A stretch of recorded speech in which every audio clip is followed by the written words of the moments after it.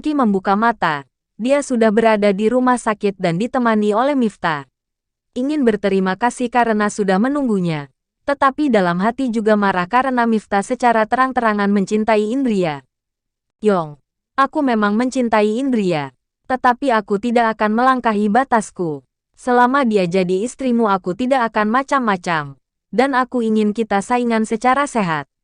Karena Indria bukan barang untuk perebutan.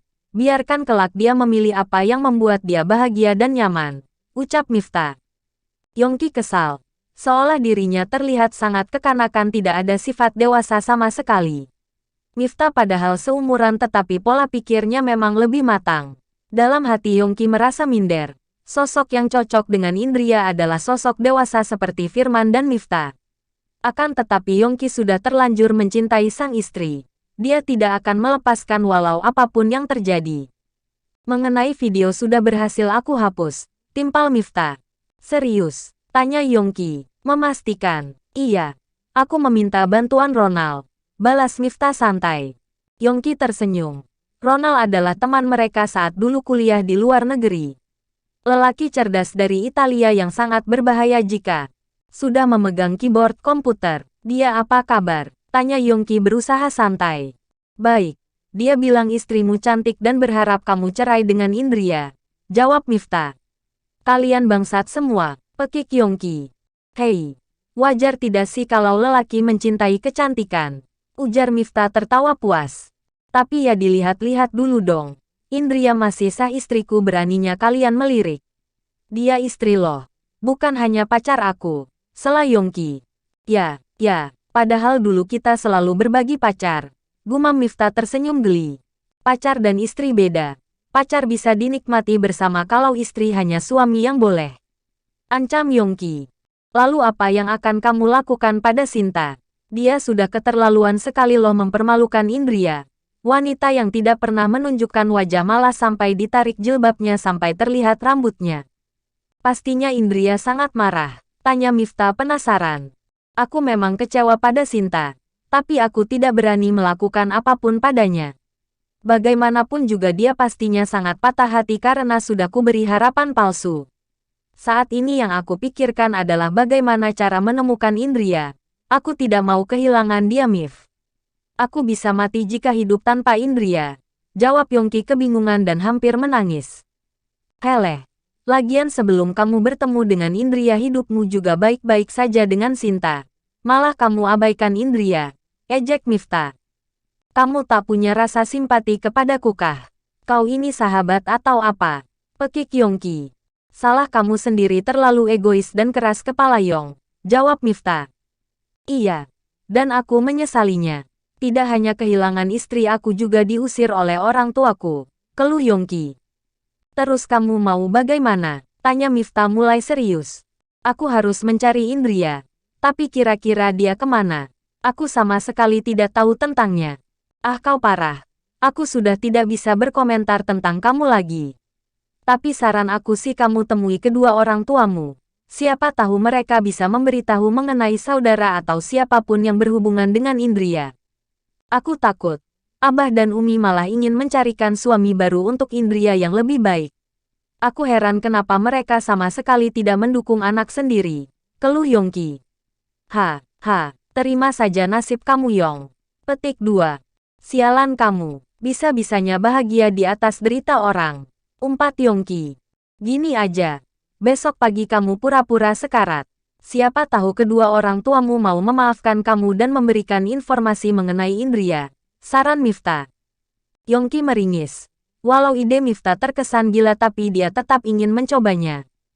Pagi ini Indria malas-malasan untuk bangun. Apalagi dia sedang libur sholat sehingga bisa bebas tidur. Semalam dia sudah meminta bantuan pada Firman untuk mengundurkan diri sebagai dosen. Entah kenapa Indria kali ini lebih menginginkan untuk melanjutkan usaha kedua orang tuanya di bidang kaligrafi. Dengan begitu Indria untuk sementara ini bisa terhindar dari suaminya yang sudah pasti akan mencarinya. Saat ini Indria tinggal di sebuah hotel yang tidak jauh dari perusahaan orang tuanya. Dia memang ingin liburan dan membahagiakan dirinya sendiri. Mas, apakah kamu merindukan aku? Atau kamu malah pergi mencari Sinta? Batin Indria. Pada akhirnya Indria tidak bisa tidur lagi. Dia terus kepikiran suaminya.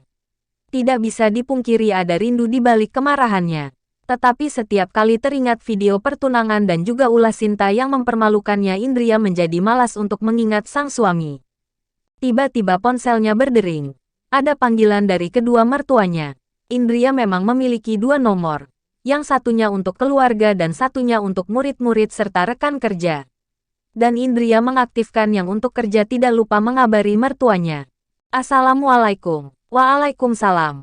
Kamu baik-baik saja kan, Nak? Alhamdulillah baik. Umi dan Abah jangan khawatir.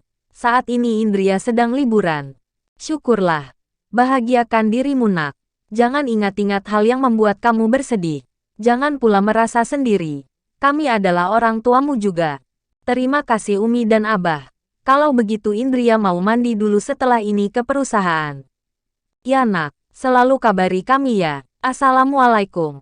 Waalaikumsalam. Indria tersenyum. Setidaknya masih ada mertua yang begitu baik dan mengisi kekosongan hatinya saat ini. Lebih baik aku melihat proses membuat kaligrafi saja. Sudah lama sekali aku tidak main ke sana. Batin Indria berusaha menghibur diri. Indria segera bangun, mandi dan memakai gamis serta jilbabnya. Tidak lupa menutupi wajah dengan cadarnya. Setelah keluar dari kamar dia langsung menuju ke lift. Tetapi begitu masuk di dalam ada seorang lelaki. Indria tidak berani melihat. Dia langsung menundukkan pasangan ke bawah. Dalam menit pertama terasa biasa. Sampai tiba-tiba ada goncangan keras dan suara berdecit yang memekikkan telinga. Indria berguncang sampai tubuhnya hampir terpental, tetapi ada tangan yang segera meraihnya. Indria menjerit keras. Dia begitu takut.